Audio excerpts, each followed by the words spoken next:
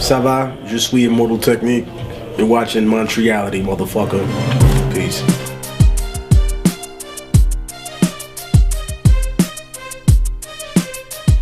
My story, my history, my people's history is very long. We lived for thousands and thousands of years in South America. But my personal story is that I was born in el Hospital Militar de Lima, and that I came to Harlem in the 80s. I lived here, and I immediately became enamored with the culture of the city, and I was surrounded by hip-hop culture. It wasn't even like I had to go discover it, you know? The way young people do now, they hear what's on the radio, and then they have to go dig for what song started hip-hop. You know, they have to dig for golden era hip-hop. They have to find, you know, Gangstar, because it's not on the radio right now, or it's not on MTV. You know, they have to find Rakim and KRS-One. I grew up with that on the radio. I grew up with Public Enemy on like Hot 97. You know what I mean? Just that type of immersion in a culture, I think was relative to that era. But I think what exists now as a counterbalance, so people don't really have any excuses. It's not like you can say, oh well, these young kids now don't have access. Now you have the internet. So if you are like 13 or 14, you have access to a wider scope of knowledge than people that grew up in the golden era could possibly imagine, because now you can get hip-hop from every corner of the world since it first started. You know, I used the experiences that I had, and I definitely took what I learned from hip-hop and from the Zulu Nation and applied it to life and to building a stronger revolutionary foundation. And by that I mean taking it out of the realm of just rhyming about it and living it, which is what I've always wanted to do anyway. I was a really terrible student, to be honest. Like, I was smart, but I didn't have anything. I think I learned more from being opposed to the curriculum as opposed to following it. I wanted to read what I wanted to read. I didn't want to read what they assigned me to read, and when I had to, I found it to be the most boring, you know, nonsense that I think I was ever forced to do as a child. Like, what, you growing up in the hood, what the hell does Jane Eyre have to do about all this? Yeah, of course, you know, you reading the projects about a nigga locking his crazy ass wife up somewhere. Shouldn't we be reading something that has to do with our people, with our culture, with what we're going through in the struggle here? Yeah, all right, Oliver Twist is about poor people, but how does that relate to the racism that we're forced to suffer through, or the cultural imbalance, or the idea of what being civilized is? You know, you take two people, and I just had a conversation with a very, very dear person about this. But what's the difference between how they see the civilized world and how we do? You take two different people that have degrees of civilization to them. The colonizer and the person who's colonized. African guy, goat herder, wearing a loincloth, it's very hot, he speaks his own native language, he gives thanks to the earth and the sun and the moon and the stars. And then jumping off a boat is a unshaven, unbathed, armor-wearing, arc booster or musket-toting, religious fanatic European who steals him from his home, who rapes his wife and his children, who lies to him about the history of his people, whose ancestors now demand that he be painted in a nice light in American and in all sorts of other history. This person is now the civilized one? And the nigga that was minding his own motherfucking business, taking care of his family, is the animal, the barbarian that needs to be quote-unquote civilized? Modern American curriculum and institution never addressed that shit for me. You know, I had to go to the prison system to really discover the lies that my teacher told me growing up. So in a sense, I think I had several learning institutions, so I can't say that one was the only one, but I think they all served in their own special way, although I don't recommend the latter for anybody. As a Latino, you know, we have a strong work ethic, and my parents especially, were like, look dude, you're gonna go get a fucking job when you're like 12 years old. So I did. I had a job repairing TVs And these things that used to be called VCRs, no one uses them anymore. But I know how to fix those because I just have a crazy memory. But I used to repair TVs, like if something was wrong with the circuit board or something, I would just solder it there. So I learned about electronics. I took up a little apprenticeship, just trying to make extra money however I could. You know, me and my peoples used to hustle, but I don't glorify that in my music because I don't think that that's not a long-term strategy. You know, you talk about the life that people want. Like you ask young people, you want to be in the cold on Friday at 4 o'clock in the morning serving up rocks? Or would you rather be in a club surrounded by sexy, beautiful women? Or would you rather be on a plane to Morocco, you know? Or would you rather have nice things for your family? You do one, or you think that one is the only way to get the other one. But you don't really want that. You don't want to be fearing for your life or have to worry about that competitors and other people want to kick in your door and shoot you in the face or use your children as hostages. That's not the life anyone wants to live. But they're willing to suffer it because they think that will lead to this. What you really want is the successes and the spoils of war. You don't really want to deal with war itself. So I think that the basic premise to what your question is asking is, how does the youth then relate from one aspect of trials and tribulations to the other? How do we get here without the imagery of this? Because this life of criminality is only compatible with success for a short period of time. Because eventually that shit catches up to you in one way or another.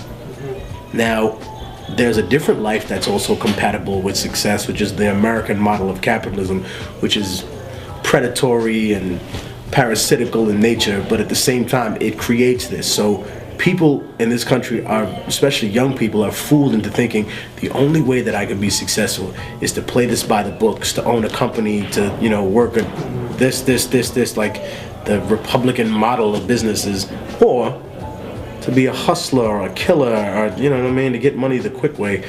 And I think that you can present people with a wide variety of ideas about what differences there are in the world, you know. And as naive as we think the rest of the world is, we're just as naive for locking ourselves into that small little box.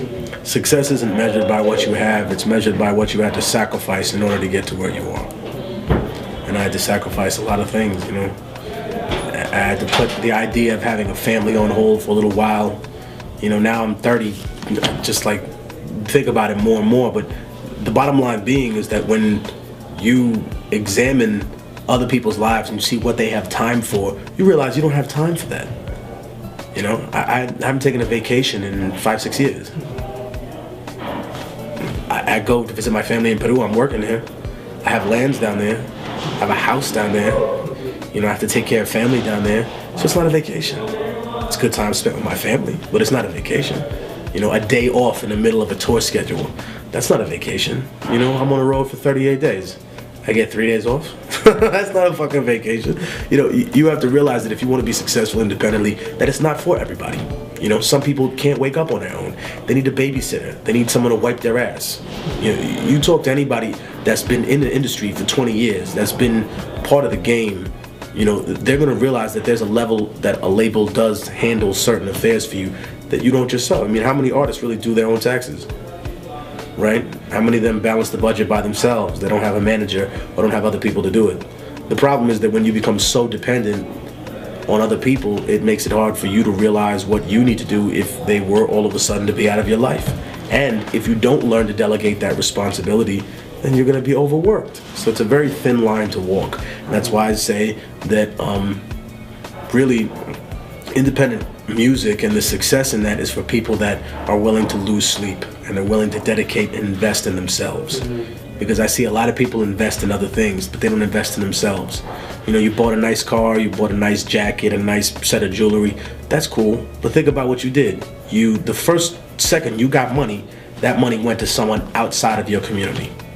It went to buy something that has no bearing on what you did. And I'm not criticizing people for it, because if you have the money to buy yourself, you know, a house and buy your mom a house and be secure and everything else is taken care of, the basics, I can't tell you what to do with your money. I can advise you about what's going to be most beneficial. But at the same time, I tell people success is just being able to be happy in life too. Because if you're not happy, then you're not successful. You have all the fucking money in the world. Nobody trusts you. Nobody likes you. People pretend to laugh at your jokes because you're rich and you own a company. You know, at some point that has to, you have to realize that that's just what it is. You know, we got almost 600,000 downloads. I think we're around there. It gave me an incredible worldwide response. People had been expecting to hear the Martyr ever since I first announced it, and they didn't know what kind of album it was going to be. I explained to them that it was a compilation. It was an album, but it was a series of songs that had been written like 3 to 4 years ago, and there was some that were just completed now. There was some that I started writing 3 years ago that I finished lately, or that I had someone come spit a verse on so I could get a clearer idea of the entire song. And then there were like a good 4 or 5 songs that I wrote literally like during the process of making it.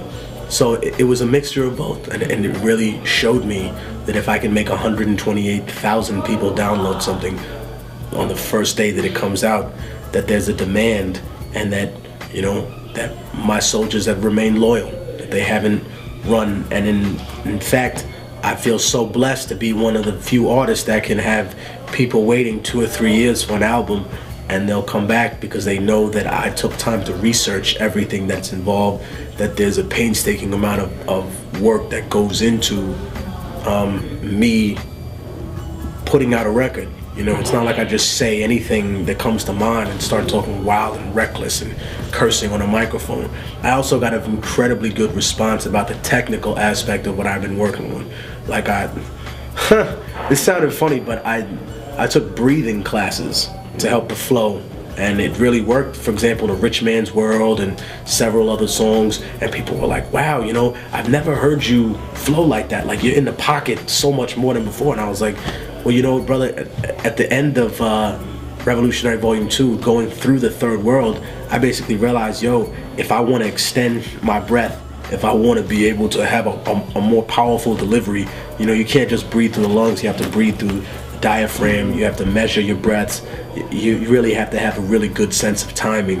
And so I worked on that for a couple of years, and it really showed. It wasn't something that happened overnight. My hat's off to people who have that natural ability, that natural talent, or maybe their parents schooled them when they were real young, like, no, this is how you breathe. You know, it almost took me back to my days of jiu-jitsu, when they really made you like, you know, this is how you're gonna breathe. You're gonna breathe while you're doing push-ups on your fucking knuckles, with like your legs being held in the air by, you know, the sensei. It just crazy, all kinds of breathing techniques that I guess I was forced to relearn, but it really was something that helped me and was an incredible addition to all the things I was doing. Sometimes, but sometimes not. I mean, look, I'm more likely to be killed by some idiot fanatic than by some CIA mole. I mean, realistically speaking, the way they deal with people is not just by wholesale assassination. And there's a series of other things that have to be done before that gets chosen as an option. First, they want to disgrace people. They want to marginalize them. They don't want to make them seem as important as they are, because that's what's the most threatening.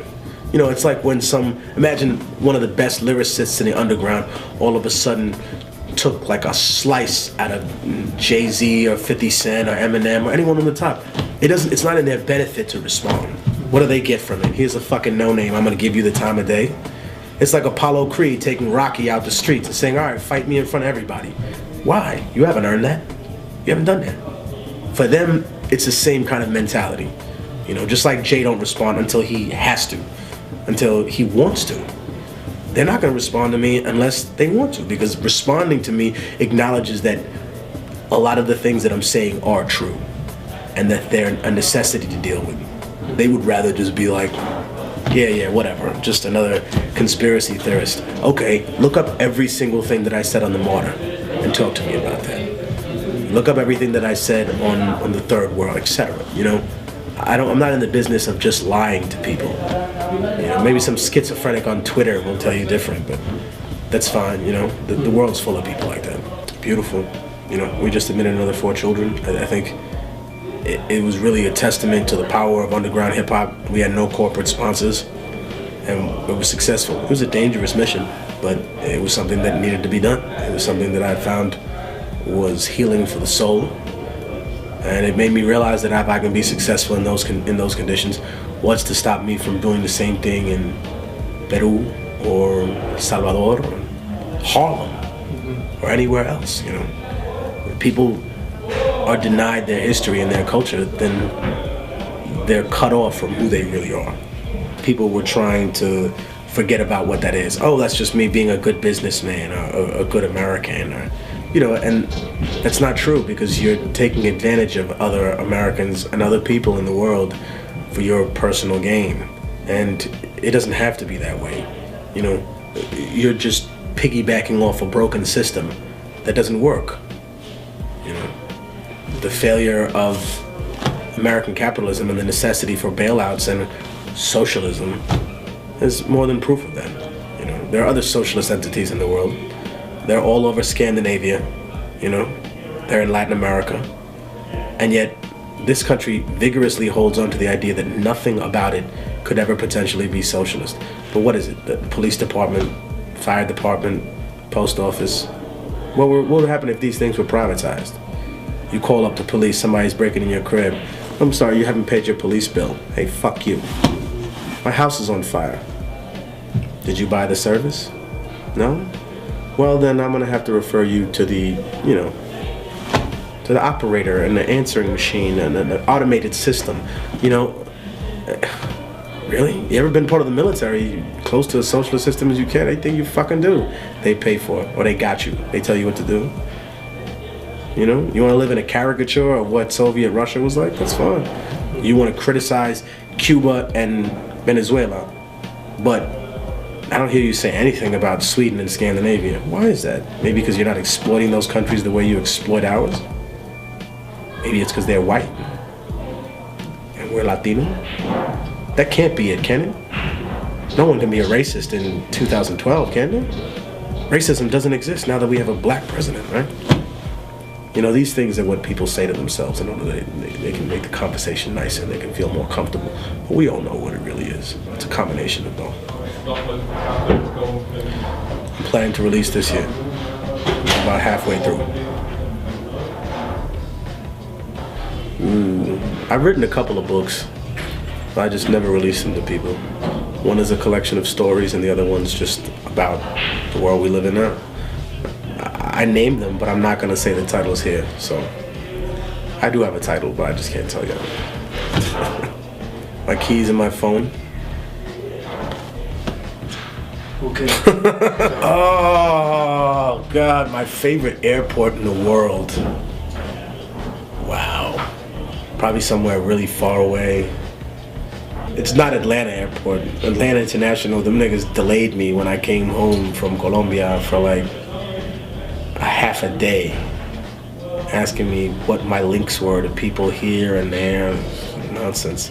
I just came back from New Zealand and Australia, and in those airports, I didn't have to take my shoes off. I didn't have to take my belt off. I walked through security drinking water. They talk to you with respect. Nobody ever tries to touch you. So I would say those airports.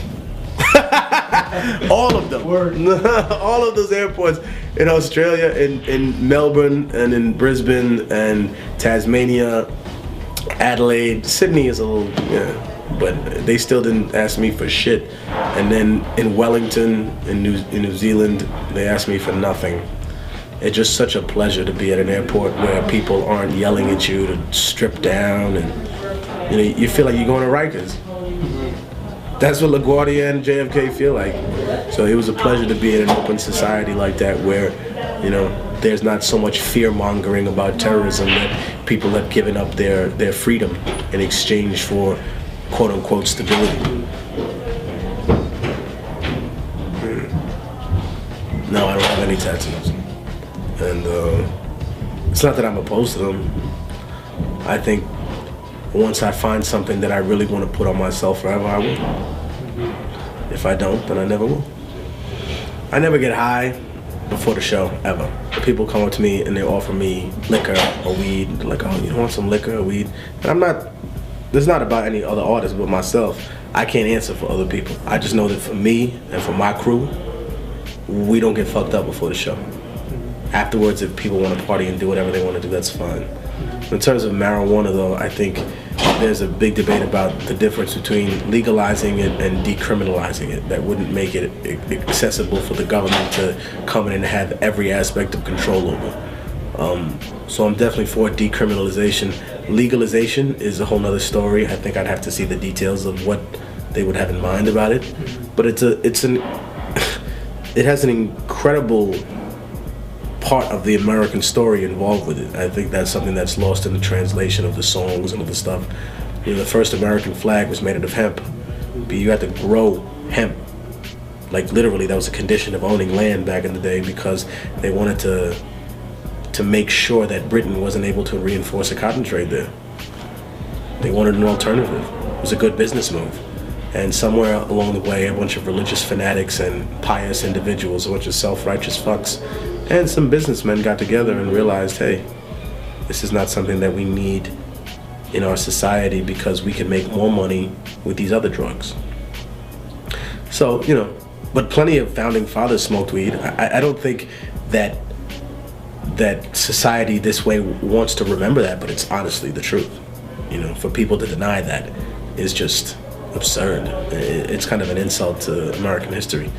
But I think that it bears an important part of this country, and it should be talked about a lot more. And you know, as for artists that rhyme about it, I can't criticize people for what they rap about. You know, as long as they know the facts behind it, you know, which I'm pretty sure a lot of them do. And I hope that they continue to put that information out to people so that there isn't a sense of fear-mongering going on about that. But I will say that if you do, it's like from an old Nice and Smooth song where he goes, too much of anything makes you an addict. It's true. Just be careful, you know. Don't spend your whole, as soon as you start losing money because of what the fuck you're doing, it's time to cut that off for a little while. You know, you start missing meetings, you don't show up to school, you miss your mother's birthday because you was getting high. You got a problem, nigga. It's just like anything else. It's like a drinking problem. Oh, I could be fine. I'm having a few beers with my niggas. All right, once you start losing a job because you drinking all the time, it's not fun. It's not cool anymore. Then you're not the 17-year-old that snuck a bottle of Bacardi Limon out to go drink and have some fun and meet some shorties. No, you're a 35-year-old nigga who's drunk and can't control himself.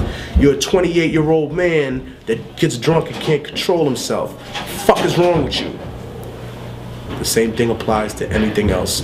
Pills, weed, coke, anything. Women. That's the, yeah. Don't get me started, nigga. Real shit. That's the one thing niggas addicted to more than anything else.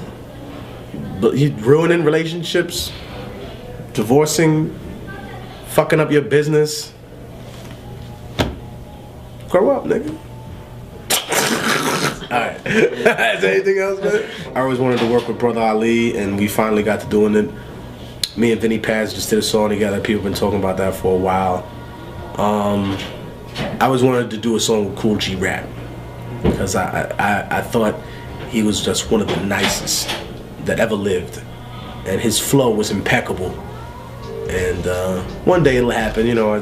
Big shout out to G Rap. We talk now and then, so we'll link up eventually. But you know, it would definitely be an honor. Him, Lord Finesse. I already did a song with KRS-One, but you know, he's one of the greatest that ever did this. Rakim, you know, basically all the people that I grew up, you know, admiring for the way that they had this craft. And I say that with all due respect, you know, because they paved the way so that artists like myself and for anybody else that's out there, from one spectrum to another, you know what I mean? From a Mano to a Wiz Khalifa to you know, Kendrick Lamar to an Immortal Technique to a Diabolic, anybody, you know, without those people that laid the foundation, you know, you always have to respect that. It doesn't mean they can get away with anything, you know.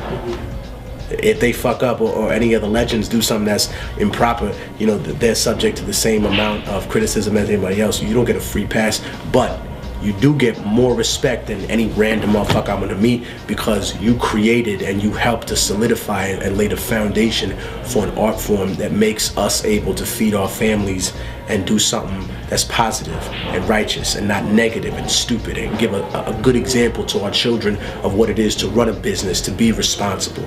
And all the people that I just mentioned that are coming up right now, I see them doing that, you know, using that foundation that was laid for us. And pretty soon, doesn't matter if you're a 19-year-old artist right now, that's my favorite shit, when artists argue with the legends and they're like, oh, you old. Motherfucker, you in a time warp, nigga? You gonna grow old too. One day you gonna be 45 years old. You know, you're gonna have some 15-year-old nigga laughing at your ass. Shut up, dude. You know, realize these people laid the foundation for us to be here. So I give them nothing but respect, you know? Even the people that aren't technically like a quote-unquote pioneer of hip-hop, that weren't there in like 1979, but they still, you know, like Styles P, he's a veteran I respect very, very much, you know? These are people that, Chino Excel, a veteran that I have a lot of respect for. The people that continue to do this and who provide an example of success and of loyalty to their fam, to me and all the other motherfuckers that's out there. So big up to them, and I hope that more young people who watch this go out there and learn the history of hip hop and who laid it down so that we could all be here. Oh, I'm already working with them. Big shout out to DJ Premier. He's gonna be on the Middle Passage. Just talked to him. Shout out to Ninth Wonder. We've been trying to work together for a long time. Recently got together. It was cool. I actually went down to North Carolina, just chilling there for like a few days, hanging out. But there maybe like one or two more, but I don't know. You know, if it works, it works. If it doesn't, it doesn't. You know, whatever makes the music sound better. It's not. I never look at it in terms of, oh, I need this feature to sell to this, or I need this beat to sell it. Look, anyone can make very powerful music. It helps to have a production name sometimes if you're looking for selling points for a marketing aspect to your record, but it doesn't make the record hot. What makes the record hot is the chemistry between either the sample, whatever's been played out, the sheet music and how it fits into drum patterns, and if you make people feel what you're rhyming about. Can I relate to what you're saying in one way or another? Either a story about poverty or a story about glory. Anything else? I mean, I think at some point you really have to ask yourself these important questions about the music that you're making. What's the song about? If you got 12 songs on your album and I ask you what the song's about, and you give me the same answer for 12 songs, I think that there should be a lot of diversity in the music that we make. You know, even revolutionary music can't be about the same thing all the time. You know, you have to find different aspects to it. You rhyme from the perspective of a rich person, like I did on Rich Man's World. We rhymed about natural beauty as opposed to synthetic beauty or natural beauty. You know, we brought to everything the physical relationship that we have versus the spiritual one, and what will be remembered for in the future. Toast to the dead. I mean, it can't just be one-dimensional. So if you rap about drugs, you know what I mean? You rhyme about everything. You rhyme about killing niggas and shooting people. Fine. But what are the dimensions to it? You know? You see their faces after they die? You ever feel guilty because you walk past a funeral home and you know you put somebody in there? His family's crying outside. You're a human being. Don't pretend you're a fucking machine, because if someone puts a gun to your fucking kid's head, you're gonna cry like a bitch and you're gonna beg for his fucking life. Don't pretend to be anybody else. You can be killed like an ordinary man. You know, everyone's got a breaking point. You want to resist torture? Sure. But even the Navy SEALs will tell you every man got a breaking point. Tell me that story. Tell me that pain. You know, tell me what it's like to be selling the same things that your parents were addicted to. Where does that conflict come from? You know, tell me the story of losing a shipment and having to explain to your distributors how you don't have their $75,000 that month, and you gotta put up your car in the deed to your house, or these niggas are gonna come kill you because no estamos jugando. Esto no es un juego, esto es un negocio como cualquier otro. And we're not fucking with you. Tell me that story, you know, make it interesting. If you go, it doesn't matter to me what you rhyme about. You could rhyme about being a hustler, you could rhyme about being a killer, a school teacher, a weed addict, a revolutionary, a fucking party rapper. Just give it a dimension, my brother. That's all that people want, and that's success. Right there, real life. The only thing I changed about that story was me being on the roof. I never raped a woman. You know, I wasn't part of that. But all those things that happened actually became reality. And the thing that I make a point of telling people all the time is that it really grew as an urban legend because it started to happen again and again, but the story was always a little bit different. You know, like it wasn't his mother, it turned out to be his aunt or his cousin, you know. But because you're doing violence in your own community, how do you think that's not gonna affect what happened? You know, people told me it happened with some Bloods in Jersey. You know, it happened with some gangs in South Africa and then a gang in London. You know, it became worldwide. People were like, wow, this is so eerily similar to this. And I'm like, well, because we're all the same people and we all think that we can gain power by inflicting pain on other individuals. But true power comes from people loving you and willing to sacrifice for you, not forcing individuals to sacrifice for you. You know, that's the difference between demanding respect and commanding respect. And anybody who doesn't know the difference between those two doesn't understand respect and probably never got any in their life. So I think that, you know, when you write stuff of that nature, it's always important that people realize that, yeah, that happens every day in this country. Look at the rape statistics on the military in this country. Look at the rape statistics in general at college. You know, you're sending your daughter to school to learn. You know, you're sending your sister to school to learn, your cousin, your daughter, and anybody. And look at what the potential is for her to be the victim of that crime. You know, it's a reality that people don't like to discuss in this country, but that is true. And giving it a face and giving it that horrific imagery, I think made it impossible for people to ignore. So that's where the strength of the song comes from. You know, I rarely ever perform that song. I think I've done it maybe 3 times, 4 times maybe. It takes a lot to do that, you know. I basically took a lot of relationships that I had been in and friendships, and I compiled them into this incredible story, which makes it less in terms of chronologically speaking, in terms of how it worked out. It had to be shuffled around. Very different from Dance with the Devil, that's how it went down, as opposed to taking things and moving them to this, and then moving something that. So that's more an experience, I would say, in story writing and songwriting than it is of being, you know, a fly on the wall or being a participant or being anything else in a story. When you talk about love and losing people, you know, when you love someone, you see yourself as the best that you'll ever be through their eyes. You see yourself as the strongest, as the prettiest or the most handsome, you know. The person believes in you so much, you believe in yourself. And that's why you feel like you're leaving a part of yourself when you leave that person. Because technically you are. You're leaving what you see yourself as. The trick is to love yourself someday so much that you actually don't need someone else to justify what you are or who you are, but someone that complements who you are, someone that's willing to grow with you.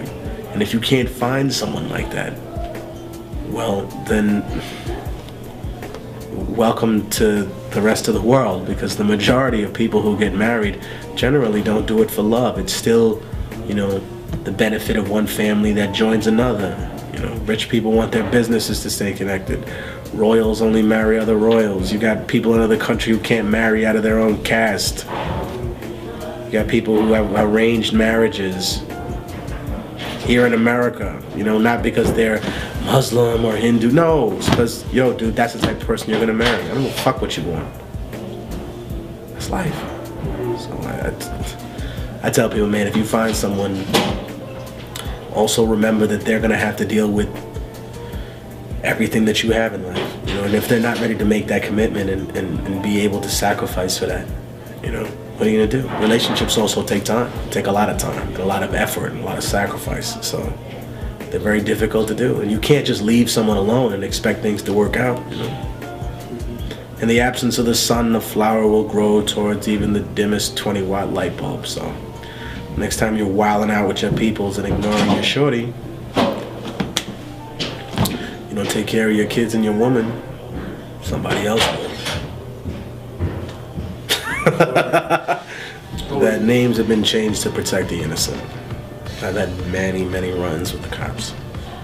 You know, I've had them pull guns on me, put a gun to my head. I've had all kinds of situations ever since I was 13, which is when I stopped being a cute little kid, I guess, for them, and became a threat. They didn't see other people like that. You know, they think, oh, you know, here's this frat kid, he's just blowing off steam. Oh, here's this nigga from Harlem, you know, they needs to be caged and jailed so they learn society. Yeah, but you don't apply that standard to your own people. You know, you can't apply that to anybody else but yourself. So what are you're just preparing us to be permanent manual labor forever?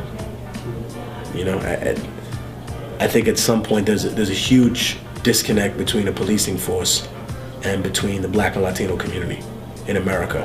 And I don't see the police department being mature enough to work towards fixing that. I think I see them make a lot of excuses for it. And I think that the Black and Latino community themselves are trying to become more empowering, and that's met with a lot of negative resistance from the NYPD and other police forces, because they don't want to see people empower themselves over their own community. They want to maintain control and have any type of control. And I'm telling you right now, we will fight tooth and nail to have our own control over our own communities, to be well respected in our own communities. They say that there's no racism involved when they're dealing with the police. I mean, the statistics speak for themselves. Death penalty statistics. It should be outlawed, by the way.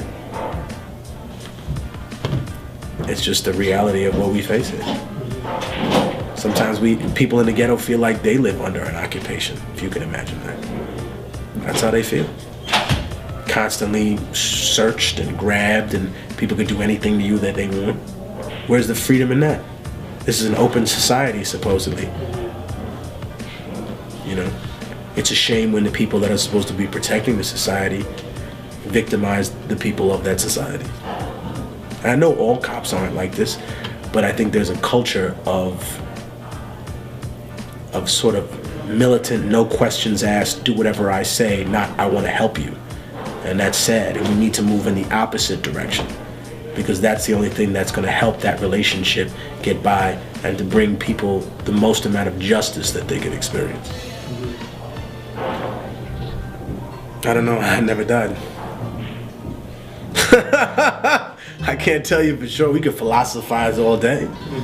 You know, a religious person would give you an answer, a certain answer. A scientist would give you a certain answer. But they'd both be lying, because none of them know what the fuck it really is. So I'm not going to pretend that I'm smart enough to give you the answer to what it becomes. I mean, I know energy never dies. It turns into something else, so who's to say? I don't think, however, that we go to sleep and then wake up at these pearly gates with a bunch of fucking clouds and people from the 2nd century waiting for us. That's just absurd. We make our own hell and we'll make our own heaven. So, immortal technique. Peace.